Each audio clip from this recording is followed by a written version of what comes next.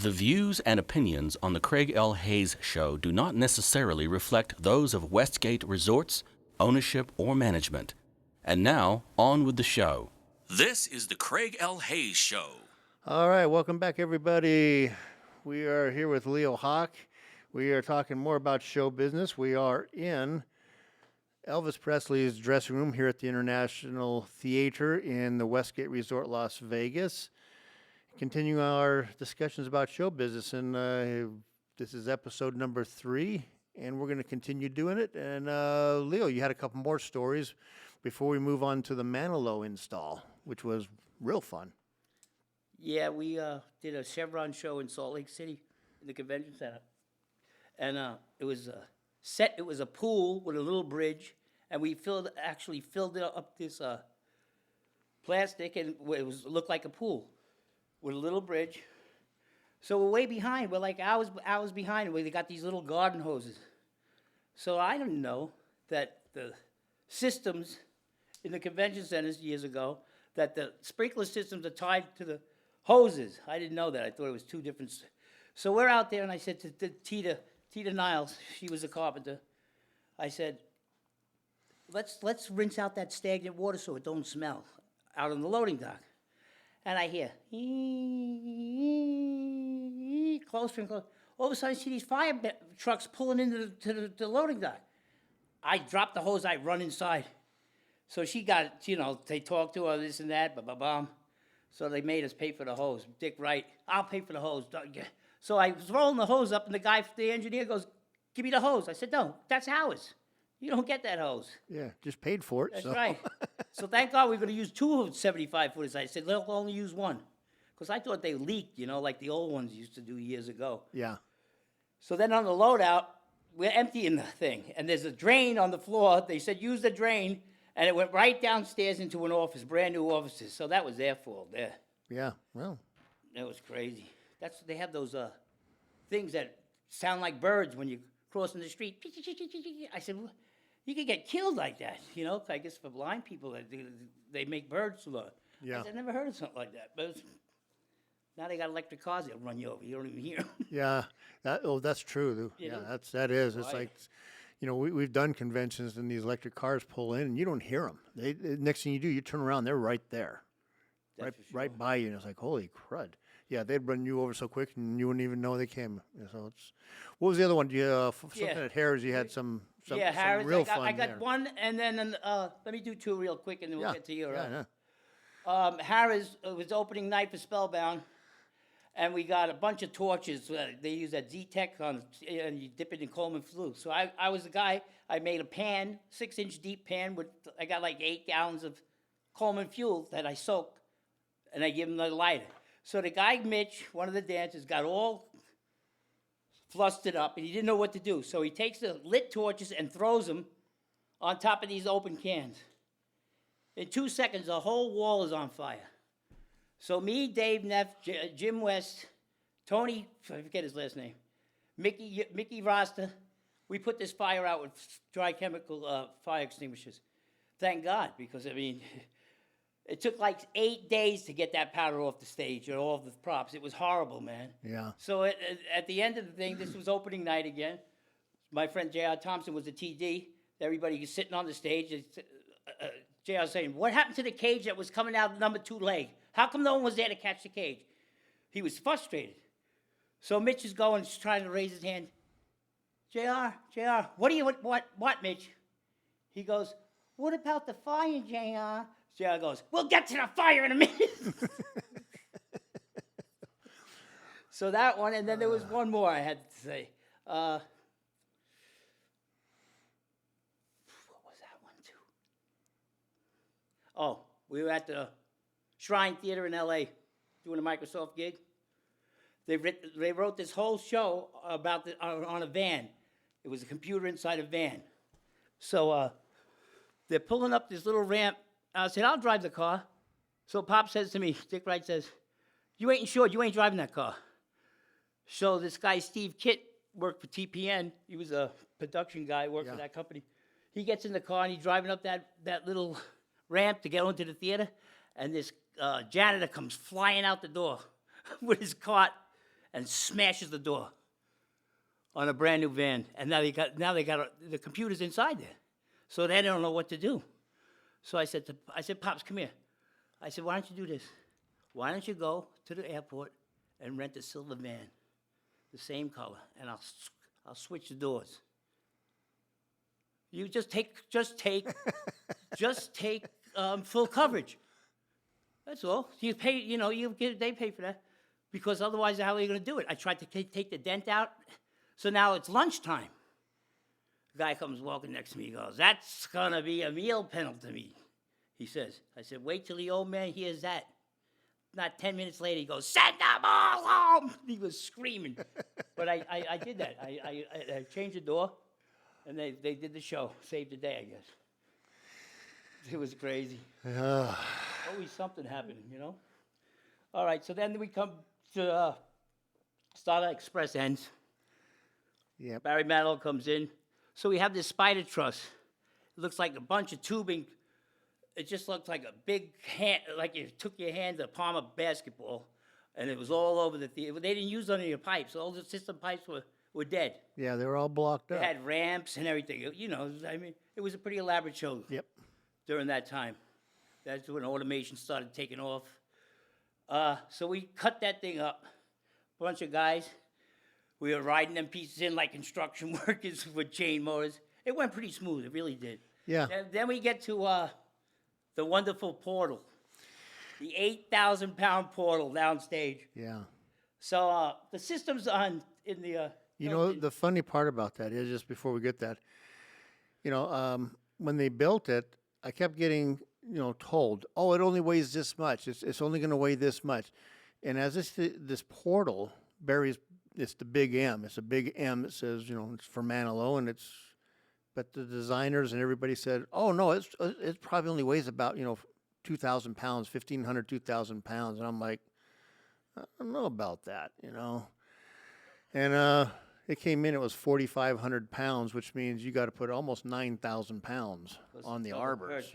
Yeah. And the arbors were 25-foot arbors, and I didn't even put steel weights. I put lead from top to bottom. I had to squeeze the last one in. Then we have a guy named Ed, the prop guy, who was an amazing guy.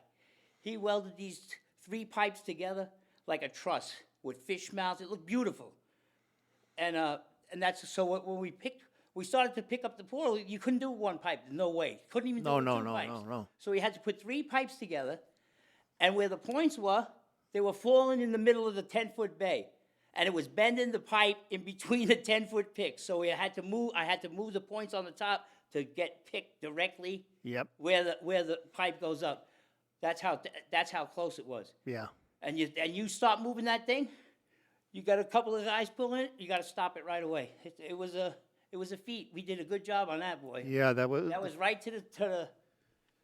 That was 3 months. It took 3 months to take basically everything Starlight out and put Barry Manilow in. How many line sets did we put in? Well, there's a total of 86 up there, and you guys changed out about 45 to 50 of them. And we changed the ones that we were going to use. Just made sure the ones that we were going to use were ready. We didn't change out some of them because there was no point in it at that time. Right. But yeah, I mean, it was just nonstop. It was 12-hour days, 7 days a week for 3 months. We used those Nylotron shivs, those plastic shivs that is stronger than steel. Remember? Yep. They worked good. Everything worked real well. Yeah, it was a lot of work, man. You you were in charge of the riggers, and I think I had you with had to be like almost a dozen guys. Oh yeah. Yeah, because some were putting the stuff out in the audience, the flying passerelle. Some guys were putting stuff on stage. They were changing out pipes. These guys were dropping in the old truss to get it out. I mean, it was just. It went good though. I gotta say. It was orchestrated, and here's the other side of it. Before this all began. And it's like bragging on myself a little bit, but you'll understand this. Before it all began, months before this whole thing came down, and they said, this is what's going to have to happen. All this has got to go away. We're going to do it, all this set, up. And I went and I wrote down everything that had to happen. I even had it which day, what had to happen for the next day. I had a schedule written out, and I even gave them a price, how much it was going to cost to do it. just to change over, just to change it over from Starlight back into a showroom with moving pipes and everything.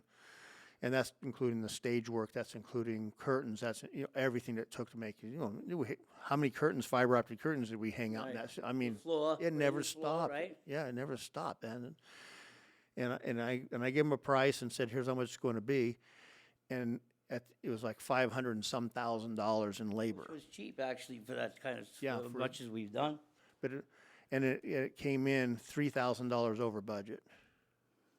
That's nothing. Nothing, $3,000 over budget, but every day hit the mark every single day because I am pretty good all you, boss. I am pretty good at pushing people along. It's like, guys, this has got to get done because the night crew was coming in, and they needed to pick up where this was left off, and the lighting people. I mean, it was just was a people you did a great job, though. everywhere. You're one of the best, buddy. It was fun. Those I enjoy those. I do too because Yeah. you work hard, and you see something come together. It's not like work really to me. It's like No, it's enjoyable. And those big installs, man, to Yeah. me, I love doing the big installs. They were just a blast, just overcoming all the obstacles right. and stuff like that. That's what's good. Guys, because I worked for magicians for a lot of years. You have to learn to be quick.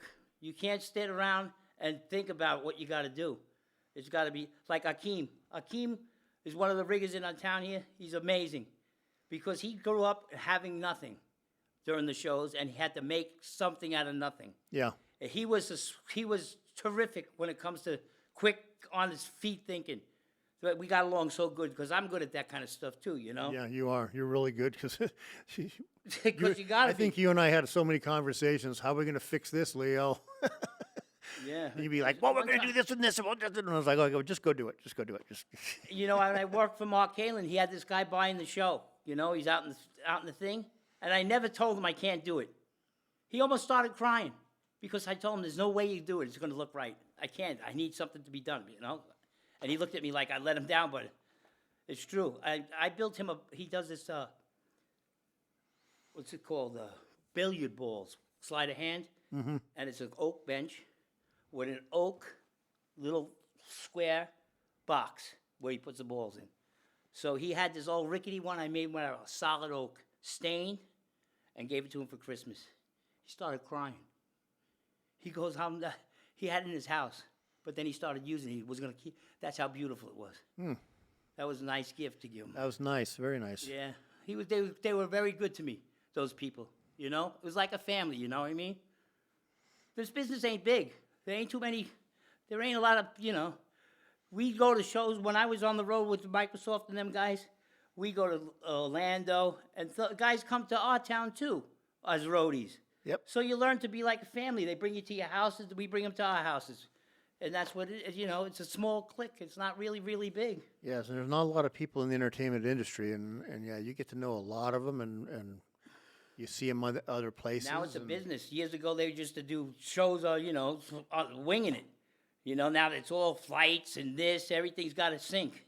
Yep. There's a guy named, what's his name? Steve Kitt, production guy for TPN. Yep. He started there in the beginning for TPN, and he put together this book from renting gear and this and that. It took him a long time. No one appreciated it because I seen him what he done. And I told him after years, all them people that work for TPN use that book as a guy. I said, don't let them fool you. I said, you know how hard that was to put together? It was really hard work. I mean, they use it all. Everybody uses it. Yeah. I mean, I got to give him credit for that. Oh, Stevie.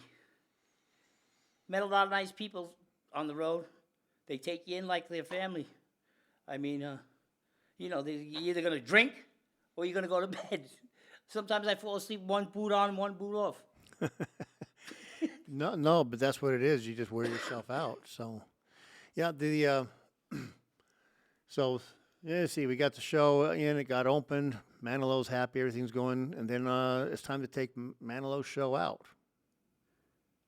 5 years later, You came in on that one too, I think. Yeah, I think I did. I would come in periodically to help, do some Yeah, changeovers. do stuff. I would And you I still would take I would be a flyman, for TJ would go away. yeah, and you still were coming in doing the Microsoft and stuff. the Microsoft things. I was trying to the speeches, We whatever you had a want to good call crew. the speeches.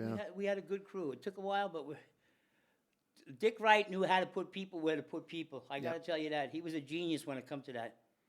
And he was a hard guy to work for.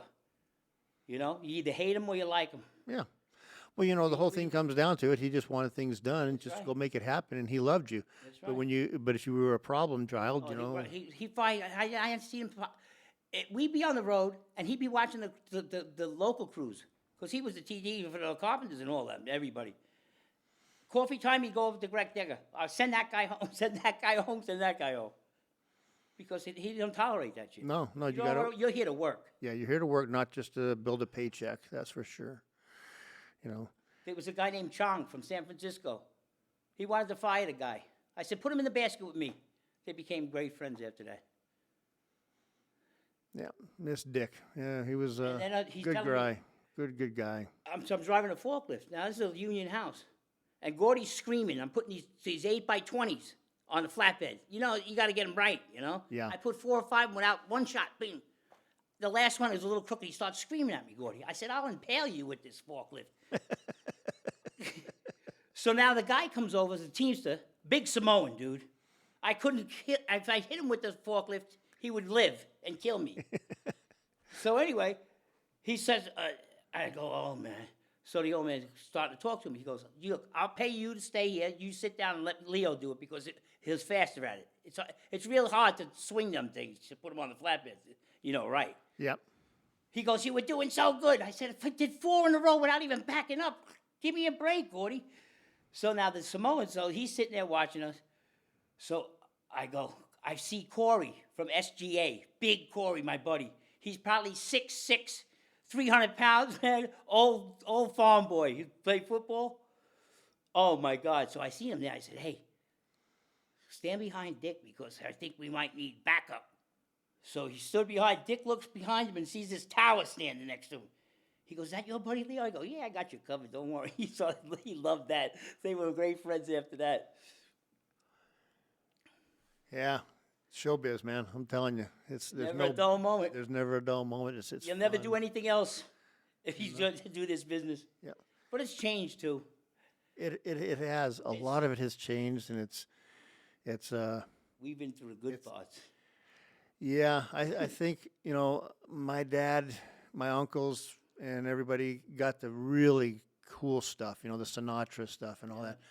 And there's some cool stuff here Yeah, still. I mean, the Cirque stuff is pretty cool that they're doing stuff, but it's like a Cirque show, like you said, on every corner now, Yeah, okay, so whatever. I got to say one thing about Joe McGee. That man is amazing, because they used him as the head rigger for the local guys, to do the O show, and he didn't put up with their nonsense. He was all about safety with all. He wants the tools and this and that, fighting with them Canadians all the time. But he stood up for us. I got to say that. Yeah. And he knew he knew his business, man. He knew. So another time, Pat Bash, we're eating lunch up in the grid.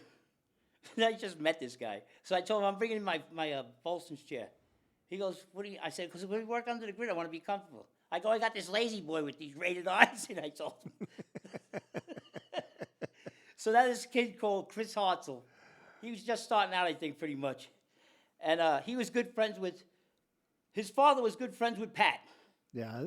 I don't know his father's name. John Hartzell? Yeah, he was with Siegfried Roy. He was a very sharp guy. Yeah. This kid's a good guy, too.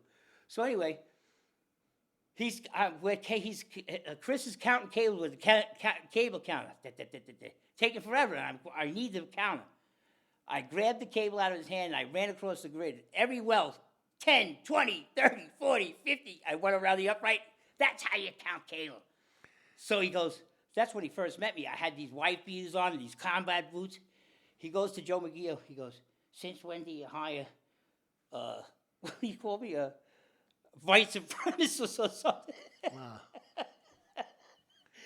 So then we're eating lunch, and I was telling Pat a story about my grandma. My dog I had a German Shepherd. My father was a butcher. And he cooling the turkey off. And he ate the whole side of the turkey, so there was no food for Thanksgiving. My father kicked that dog down the stairs out to the backyard. So the next day, the grease is coming out of his ass because it ate all this, licked the grease up. Yeah. So my grandmother goes, Butch, there's something wrong with the dog's ass. And Pat Bash happened to just take a bite of the sandwich, and he spit it all over everybody. He laughed so hard. Oh, we had a lot of fun, Billy. There's so many good times. You know, it's hard I could work. Sit for hours, I could tell you stories. Yeah, I mean, that's the whole thing. It's just story after story. And you know, the funny thing about it is, I really haven't told too many stories. You're going to see some of the stories in the book when you read it. Oh, yeah. But, you know, so many of them that I have, we all have them from How being in long the does business. it take you to write something like this? That took about a year. You know, collecting stories, because inside there's about a dozen stories from other people. You know, kind of like what we're doing now. And then after people started reading it, they were like, hey, you know, you should write another book. It's filled with stories. And I'm like, I don't want to write another book about that. And I started thinking about it. I says, but I can do a podcast and have people come in and tell their stories. It's even better. Yeah. And you get it directly from the people instead of having to read it. They just hear our voices, or there's cameras here too? No, there's no cameras on this thing. No, it's just no. We're just talking. I like it better. I do this too. way. It's more intimate, like. Yeah, and then I people. see whatever he calls over there. Elvis pops his head out every once in a while. Yeah, Elvis is hiding behind the Only bar if these over balls there. could talk. Yeah, stuff. There's some crazy stuff happened my down God. here. Yeah, we're in Elvis's dressing room. They that's should for never sure. wreck this building. This is a landmark, man. Yeah. Like in the theaters in New York, if they knock a theater down, they got to build a new one. Okay. You know? They just can't build an apartment There building used or to something. be a theater right where the Marriott is. So they knocked that theater down. They had to put a theater in the Marriott. Okay.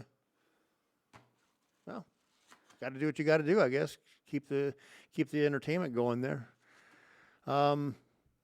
Let's see, where else are we at? We've gone some of this stuff. Okay, so we've gone into. Let's talk about our favorite thing, the banking crisis of 2008 that just really decimated this town and Yeah. the work for a couple years. I mean, it was bad for a couple years here. I almost lost my house. Yeah. You and so many others, you know, yeah, it was unfortunate. And then, Thank God for Dick and his wife. He helped me out that way, man. yeah, he was a good guy on He was that a good stuff. guy. He was a legend, boy. So basically, what shows, you know, I've always known you as being one of the guys that came in with Microsoft that did the speeches for Bill Gates and all these guys that were always in this place. But actual shows. I mean, you did some magic shows. Any other shows? I mean, what kind of other shows did you? Theater, showroom stuff. I was Julian Williams, which is one of the Dick's guys, and Greg Decker's, one of the best carpenters in this town too, right up there with Mr. Hayes and all them guys. We did a show for Kenneth Feld. He opened up a new show. It was called Mad Hatton. It was about street performers, Okay. right out of the street. So that when they opened New York, Julian Williams was the TD. And the shop was in Florida that built the stuff. It was amazing. Did you go to that show? I think No, you did. no, I never saw that show. But no, No, you've seen the other show. You've seen the one at the Paris when we were there. Because Rich got you. I remember. yeah, it's just Yeah. Notre Dame de Paris. Yeah, that closed so quick too. That was a shame. That But was a anyway, great show. So they have all these street performers coming in, and so what they did is I hung scenery in the house. It looked like a museum. And Julian was smart, man. I gotta say that. He was another one that could put people where they need to be, to make them shine. You could tell. Yep. He said, Leo, I got a great idea. I go, what's that? He goes, I'm going to tell the guys, the construction, because it's a brand new hotel, not to put mud on the screws. So when I hang these Clancy brackets to hang the scenery on the walls in the house, it went in the house, into the whole house. I had marquees, buses, and I just hit them. I used 5-inch self-tapping screws. I must have won thousands. I probably still got some in my house. But that saved me some time. So what I did is I used the truss, and I would pick it up with the truss, and I'd be sitting on the truss, strapped to the truss, pick up these heavy pieces and fasten them to the wall.